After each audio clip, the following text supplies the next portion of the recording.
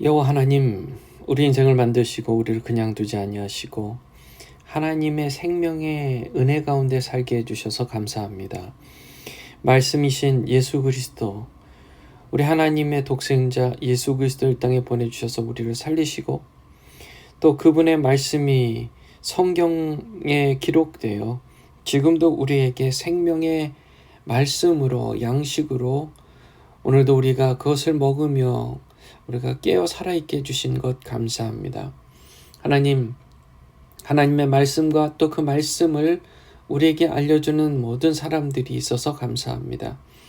주님, 만약에 우리에게 하나님의 말씀이 없었다면, 그리고 하나님의 말씀을 전하는 사람이 없었다면 우리는 여전히 진리를 모르고 무엇이 옳은지 모르고 그저 죄 가운데 헤매고 살았을 것입니다.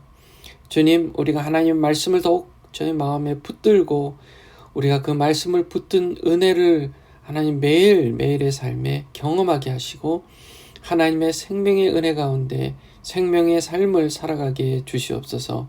예수님의 이름으로 기도합니다. 아멘. 열왕기하 12장 9절에서 21절까지의 말씀 같이 보겠습니다. 제사장 여호야다가 한 궤를 가져다가 그것의 뚜껑에 구멍을 뚫어 여호와의 전문 어귀 오른쪽 곧 제단 옆에 두매 여호와의 성전에 가져오는 모든 은을 다 문을 지키는 제사장들이 그 궤에 넣더라.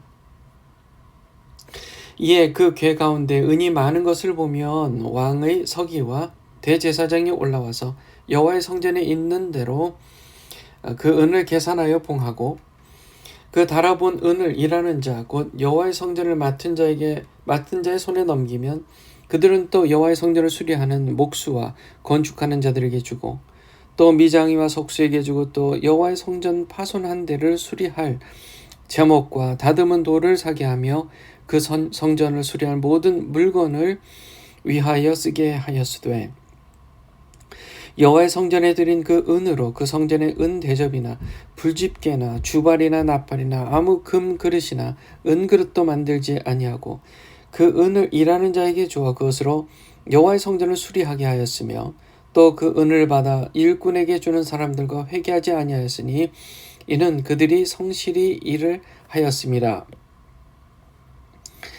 속건제의 은과 속죄제의 은은 여호와의 성전에 드리지 아니하고 제사장에게 돌렸더라. 그때 아람 왕 하사웰이 돌아와서 가드를 쳐서 점령하고 예루살렘을 향하여 올라오고자 하므로 유다의 왕 요아스가 그의 조상들 유다 왕 여호사밧과 여호람과 아하시아가 구별하여 드린 모든 성물과 자기가 구별하여 드린 성물과 여호와의 성전 곳간과 왕궁에 있는 금을 다 가져다가 아람 왕 하사엘에게 보냈더니 하사엘이 예루살렘에서 떠나갔더라. 요아스의 남은 사적과 그가 행한 모든 일은 유다 왕 역대 지략에 기록되지 아니하였느냐? 요아스의 신복들이 일어나 반역하여 실라로 내려가는 길 가에 밀로궁에서 그를 죽였고 그를 쳐서 죽인 신복은 시므아스의 아들 요사갈과 소멜의 아들 여호사바드였더라. 그는 다윗성에 그의 조상들과 함께 장사되고 그의 아들 아마시아가 그를 대신하여 왕이 되니라. 아멘. 자, 오늘 하나님의 말씀을 상실하면 끝이다라는 제목으로 함께 말씀을 나누는데요. 하나님의 말씀이 우리 삶에 힘을 잃으면, 그것이 상실되면 우리의 영은 이제 죽는 겁니다. 우리의 영이 죽으면 우리의 육신도 죽음의 길로 행하게 되어 있습니다. 사망의 길로 행하지 않기 위해서는 반드시 우리는 매일매일 하나님의 말씀이 우리 삶에 능력 있게 작용하도록 하나님의 말씀 앞에 순복해야 됩니다. 자, 오늘 그 얘기를 좀 할 겁니다. 그 얘기를 하는데요. 요아스가 왕이 되었어요. 우리가 어제 얘기했습니다. 요아스가 왕이 돼서 7살에 왕이 됐습니다. 그리고 40년 동안을 다스렸습니다. 40년 동안을 다스리는데 오늘 이 말씀에 보면 그가 요아스의 신복들에 의하여 반역을 당해서 죽게 되는 그런 사건을 봅니다. 그게 이제 요아스 왕이 유다 나라, 남유다 나라, 지금 남유다 나라 얘기합니다. 남유다 나라의 8대 왕 누구예요? 요아스가 몇 살에 왕이 됐다고요? 7살 때 왕이 됐어요. 그리고 40년 동안을 통치했습니다. 그러니까 7살에 왕이 돼서 47살에 암살을 당하는 그런 삶을 살았습니다. 자, 이렇게 되기까지 그가 7살에 어떻게 1살 때 어떻게 살아났어요? 그 할머니가 요아스 외에 다른 왕자들을 다 죽이고 손자들 다 죽이고 자기가 왕이 된 그때에 이 1살도 안 되는 갓난아기 요아스를 누가 지금 붙들고 뛰었습니까? 누가 붙들고 뛰었어요? 여호세바. 기억나시죠? 그 여호세바, 여호야다 제사장 여호야다와 여호세바가 들고 뛰었습니다. 어디로 뛰었냐 하면 성전으로 뛰었어요. 아무도 모르게 숨겨서 6년 동안을 숨겨서 키웠습니다. 6년 동안을 숨겨서 키웠어요. 자, 그 여호야다가 아주 중요한 인물이에요. 요아스 인생에 그 얼마나 중요했냐. 여호야다와 여호세바는 여러분 아시겠지만 부부였습니다. 여호야다와 여호세바 이 부부예요. 부부. 여호야다가 제사장이었고요. 여호세바가 아내였는데 이 여호세바가 누구였습니까? 요아스의 고모라 그랬어요. 요아스의 고모입니다. 고모. 요아스의 고모예요. 요아스 왕의. 그러니까 다른 왕자들이 다 죽게 생겼으니까 이 갓난아기 요아스를 안고 뛰어서 여호야다가 하나님께 제사하는, 그러니까 제사장 여호야다가 하나님께 제사하는 성전으로 데리고 가서 숨겼어요. 그리고 7살 때 제사장 여호야다가 주도해서 쿠데타를 일으켰고 아달랴, 그러니까 그 할머니요, 그 왕자들 다 죽였던, 그래서 자기가 왕이 됐던 그 할머니 여왕을 이제 축출하게 되는 일에 이 여호야다가 그 일을 주도적으로 해냅니다. 그래서 다윗의 왕조를 다시 연결시키는 그런 사역을 하게 되는 겁니다. 그렇죠? 그 아달랴 할머니, 아주 끔찍하고 잔인했던 할머니 아달랴는 누구의 딸이라고요? 이세벨. 우리가 알죠? 아주 악명 높았던 아합 왕의 왕비 이세벨. 내 딸이었어요. 이세벨의 딸이었다. 그 아달랴가 자기가 왕이 되기 위해서 왕자들 다 죽였습니다. 근데 요아스만 살아났다는 거예요. 그리고 요아스가 7살 되던 때에 여호야다의 도움으로 왕으로 등극하여 40년 동안을 다스렸습니다. 자, 그때가 이제 지금 솔로몬 왕 이후에 약 한 130년 정도 이후에 지금 얘기예요. 지금 130년 정도가 더 되는 얘기입니다. 자, 그러니까요, 솔로몬 왕이요, 유명했던 왕이잖아요. 역사적으로 유명했던 왕이었고 요아스가 그것을 모를 리가 없었습니다. 어떤 사람이었어요? 온 국민과 백성들이 존경했던, 주로 무엇 때문에 존경했냐 하면 다른 왕들이 못했던 뭐예요? 성전 건축, 성전을 완공했잖아요. 그러니까 솔로몬이 성전을 완공하고 지금 약 한 130년에서 140년 정도 흐른 그 시간에 성전 건물이 많이 파손이 됐습니다. 시간이 많이 흘렀기 때문에. 그렇죠? 그러니까 요아스는 내가 이 성전을 좀 다시 수리를 좀 해야 되겠다. 수리를 해야 되겠다. 요아스는요, 처음에 왕으로 등극하고 또 그와 함께했던 사람들, 여호야다와 또 그와 함께했던 사람들이 우상을 섬겼던 그런 산당들에 가서 우상 신상들을 다 뒤집어 엎었고 태워버리고 그랬던 종교개혁을 일으키고 또 계속해서 그의 평생 동안 종교개혁을 계속해서 단행했던 요아스였습니다. 요아스였어요. 근데 그가 그렇게 끊임없이 지속적으로 종교개혁을 할 수 있었던 종교개혁, 즉 우상을 타파했죠. 바알 신전을 완전히 제거했죠. 이것을 할 수 있었던 그 힘은 여호와 하나님의 말씀이었어요. 생각해 보세요. 왕궁에서 편하잖아요. 하루하루 그냥 먹고 살기 편하고 그냥 그렇게 지낼 수 있어요. 가만 놔두면 게을러지고 딴 생각할 수 있고, 그리고 사람이 그렇게 편하고 권력을 갖고 있고 재력을 갖고 있으면 부패하게 되어 있습니다.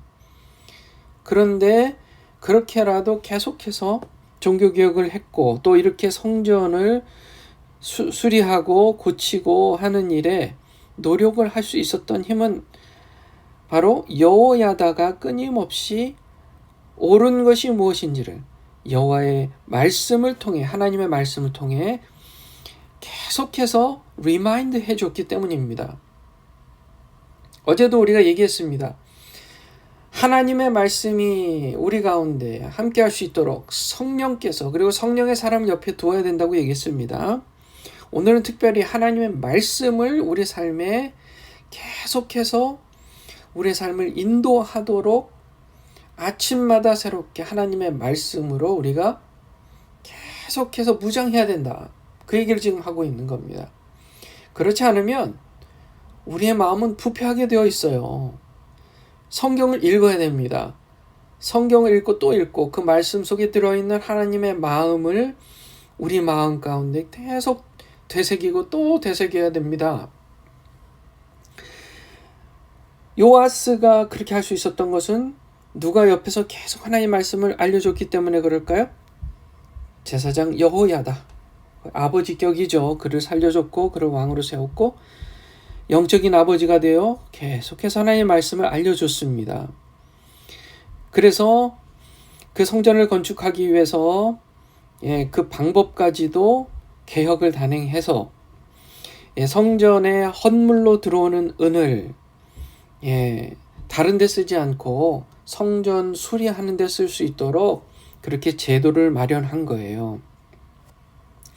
은이 많은 것을 보면 어느 정도 은이 궤 가운데 쌓였어요. 여호야다가 처음에 한 게 뭐냐면 궤 박스를 가져다가 구멍을 뚫고 성전 문에 들어오는 오른쪽에다가 제단 옆 오른쪽에다가 두면 거기에 이제 은을 넣는 거예요. 백성들이 가져온 은을, 헌물로 가져온 은을 넣으면 그게 이제 많이 쌓여 있는 것을 보면 왕의 서기와 대제사장이 함께 개수를 해서 그것을 봉하고 다른 사람이 만지지 못하도록 봉하고, 믿을 만한 사람, 일하는 사람, 그것을 맡은 회계의 일을 하는 사람에게 주면 그것을 맡은 자가 이 성전 수리를 하는 목수나 건축자들에게 직접 페이를 해서 또 미장이와 석수에게 주고, 그렇게 해서 성전 파손한 데를 계속 수리하게 했던 겁니다. 깨져 있는 돌이 있으면 다듬은 돌을 새로 사야 되잖아요. 또 나무를 사야 되잖아요. 사람들에게 인건비를 줘야 되잖아요. 그러니까 요아스가 가만 보니 안 되고 그 전의 방법대로는 안 되니까 이렇게 하도록 한 겁니다. 예, 성전에서 일하는 제사장들에게는 그 일을 맡기기에 돈을 관리하는 거라든지 또 그 돈을 어떻게 써서 규모 있게 그 성전을 파손한 데를 수리할 것인지에 대해서 일까지 맡으면 너무 바쁘니까 제사장들에게 안 맡기고 이렇게 그 일만을 전담해서 할 수 있는 사람에 맡겨서 그 일을 할 수 있도록 제도를 마련한 겁니다. 자, 그렇게 해서 너무나 곧 파손된 데가 많기 때문에 많았어요. 그래서 거기에 들어온 그 돈으로는요, 다른 것을 고치거나 사지 못하게 하고 오로지 용도, 딱 한 가지 용도를 정했어요. 그 용도를 정해서 일하는 자에게 해서 성전을 수리하게 만드는 용도로만 사용을 한 것입니다. 자, 15절에 보면 이런 말이 있어요. 그 은을 받아 일꾼에게 주는 사람과 회개하지 아니하였으니 이는 그들이 성실히 일을 하였습니다. 하나하나 따지지 않을 정도로 그들이 성실하게 일을 했습니다. 여기에 말의 뜻은 뭐냐면요. 아무리 생각해도 그 돈 가지고는 저렇게 다 고칠 수는 없을 텐데 할 정도의 생각이 들 정도로 성실했다는 거. 자, 이해가 되시죠? 그러니까 일하는 사람들이 거의 자기들 인건비까지도 사용해서 재료비로 헌신한 겁니다. 본인들도 이걸 헌신한 거예요.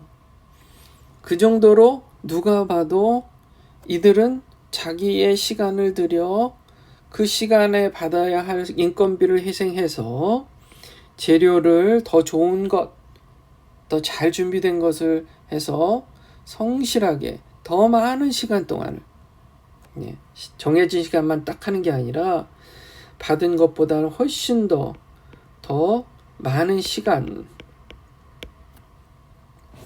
들여서 성실히 일하니, 그러니 뭐 회개할 일이 뭐가 있어요? 뭐 검사할 일이 뭐가 있습니까? 그렇게 한 거예요. 그렇게 한 겁니다.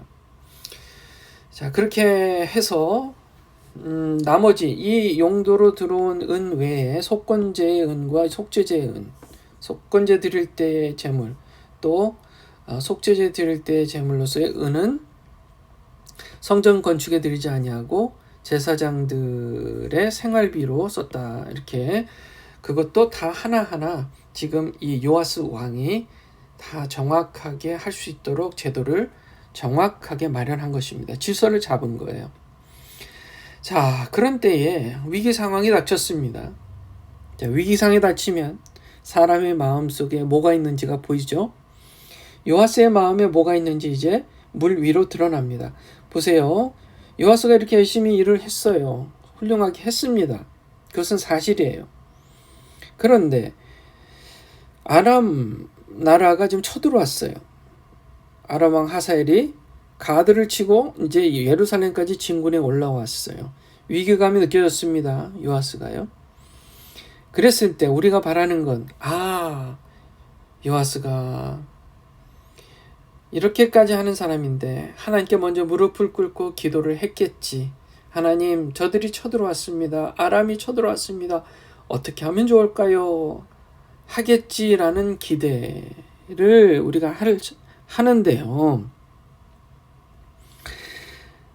실상 요아스가 하나님 앞에 먼저 무릎을 꿇기 전에 그가 뭘 했어요? 성전에 있는 성물들, 어떤 성물이에요? 자기 할아버지로부터 아버지, 증조 할아버지들이 드린 그리고 본인이 구별해서 드렸던 성물들, 여호와의 성전 곳간에 또 왕궁에 있는 금을 가져다가 아람 왕에게 바친 거예요. 조용히 물러가주면 이걸 주겠다. 이걸 주겠으니 이제 물러가 달라 한 겁니다. 참 실망스러운 대목이에요. 실망스러운 대목입니다. 자, 제가 질문 하나 할게요. 이런 위기 상황에서 기도하는 게 더 쉽습니까? 있는 돈을 사용해서 해결하는 게 돈으로 해결하는 게 쉽습니까? 둘 중에 어느 거예요? 기도가 쉬워요? 돈으로 해결하는 게 쉬워요? 여러분들이 만약에 기도하는 게 더 쉽습니다 라고 생각하면 여러분들은 평소에 기도하는 사람입니다. 어려운 일이 있고 기쁜 일이 있고 무슨 일이 있든 하나님께 먼저 기도하는 사람이기 때문에 기도하는 게 더 쉽다고 대답했을 것이고요. 만약에 그렇지 않았다면 아마 돈으로 해결하는 게 더 쉬울 것입니다 라고 생각했을 거예요. 지금 요아스는요, 평소에 하나님께 기도하기보다는 인간적인 방법으로 어려움을 해결해 나가는 습관이 생긴 거예요. 요아스가요? 그랬다는 거예요, 지금. 그게 마음속에 있었던 것이 드러난 겁니다. 그러면 언제부터요, 도대체? 언제부터요? 언제부터냐 하면 여호야다, 영적인 아버지였던 제사장 여호야다가 세상을 떠난 뒤에요. 세상을 떠난 뒤에. 열왕기하 12장 2절에 보면요. 오늘 지금 9절부터 읽었는데 그 위쪽에 2절에 보면 이런 말씀이 있어요. 요아스는 제사장 여호야다가 그를 교훈하는 모든 날 동안에는 여호와의 보시기에 정직히 행하였다. 그러니까 여호야다가 옆에서 살아서 그를 교훈하는 날 동안에는 하나님 앞에 보시기에 정직히 잘 행했어요. 그러나 그 말은 곧 뭐예요? 여호야다가 세상을 뜨고 그가 옆에 없을 때부터 서서히 조금씩 요아스 왕의 마음에 하나님으로부터 떠나는 마음이 생겼고 점점점 멀어졌다는 사실. 점점 멀어진 거예요. 정확하게 얘기하면 하나님의 말씀의 힘을 요아스 인생에 더 두지 못하고 점점 인간적인 생각에 더 힘을 둔 거예요. 요아스는 그게 일부러 그런 게 아니었을 겁니다. 자기 자신도 모르게 그렇게 된 거예요. 하나님의 말씀을 우리가 다 안다고 생각하고 많이 읽었다고 생각하고 아니면 게을러서 아예 읽지도 않고 묵상하지도 않고 이게 다 하나님의 말씀을 무시하는 처사입니다. 하나님이 내 인생의 주인이 돼서 나를 인도해 가도록 해야만 우리가 사는 거예요. 요아스의 그 결과는 어떻게 됐습니까? 요아스의 신복들이 일어나 반역하여 실라로 내려가는 길가에 밀로 궁에서 그를 죽였어요. 세상에 그가 믿었던 신복들이 반역을 해서 죽인 겁니다. 죽인 거예요. 저는 이것이 그가 하나님 말씀에서 떠난 결과라고 생각이 됩니다. 요아스의 신복들이 과연 요아스가 하나님의 말씀 가운데 잘 머물렀다면 이런 어려움이 생겼을 때 하나님 앞에 기도하는 모습으로 잘 머물렀다면 과연 그들이 감히 요아스에게 반역을 했을까요? 감히 요아스를 죽였을까요? 아니에요. 우리의 인생은요, 하나님의 영광이 드러나야 됩니다. 그게 우리한테는 안전한 거예요. 그러려면 그냥 말로만 나 하나님 사랑해요. 말로만 나 하나님께 영광 드려야 돼요. 말로만 우상 섬기지 말아야 돼요. 그게 아니라요. 평소에 남이 보지 않을 때에 하나님의 말씀을 묵상하고 그 말씀을 따라 생활하기 위하여 최선을 다해야 됩니다. 내 생각이 아니라 하나님의 말씀이 나를 주장하도록, 내 인생을 주장하도록, 나는 내 생각은 A라고 생각하는데 하나님은 B라고 말씀하실 때 just 그냥 do it, 하나님의 말씀 B로 행하는 거예요. 생각 한 번, 두 번 할 것도 없어요. 그냥 하나님의 말씀을 따라 행해버리는 겁니다. 생각이 너무 많아지는 거예요, 현대인들은. 그러나 하나님 앞에서는 생각을 그렇게 많이 할 거 없어요. 우리는 그저 하나님 말씀 앞에 순복하고 하나님 말씀 앞에 내가 잘못된 게 있다면 회개하고 다시 돌이켜 다시금 하나님의 말씀의 방향을 따라가는 겁니다. 그래야만 사는 거예요. 말씀을 마무리하겠습니다. 자, 그러기 위해서는 우리는 매일 아침 이렇게 헤어름 예배를 통해서 하나님 말씀을 묵상하고 기도하고 또 개인적으로도 계속해서 하나님 말씀을 읽고 또 외우고 그것을 하루 종일 내가 더 내 마음속에 새기고 하나님께 여호와는 나의 목자신이라고 했지. 아, 그렇지. 내가 또 1시간, 2시간, 3시간 동안 하나님 생각 한 번도 안 했네 하면서 다시 한번 속으로 또 성경 구절 생각나는 것을 외우세요. 여호와는 나의 목자시니 내게 부족함이 없으리로다. 하나님의 말씀을 읊조리는 순간 우리의 생각과 감정과 의지, 우리의 영혼육이 하나님의 성령으로 다시금 충만해지는 거예요. 그것을 우리가 매번 메인테넌스 해야 돼요. 유지해야 됩니다. 그래야만 우리가 항상 우리의 영적인 부분이 살아있는 거예요. 살아있는 겁니다.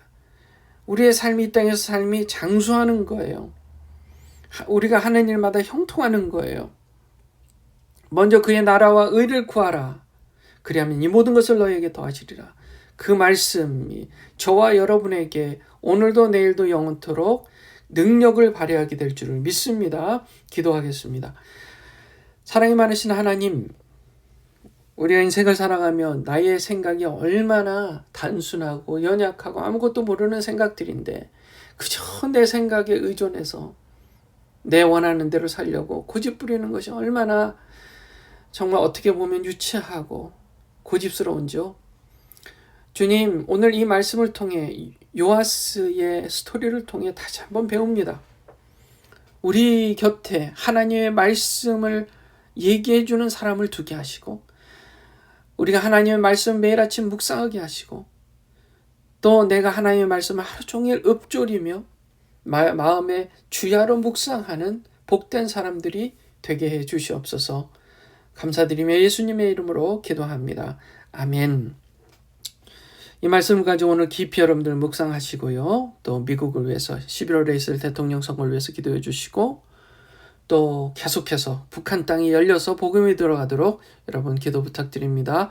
그리고 성도님들 서로의 이름을 불러가며 중보해 주세요. 기도하겠습니다.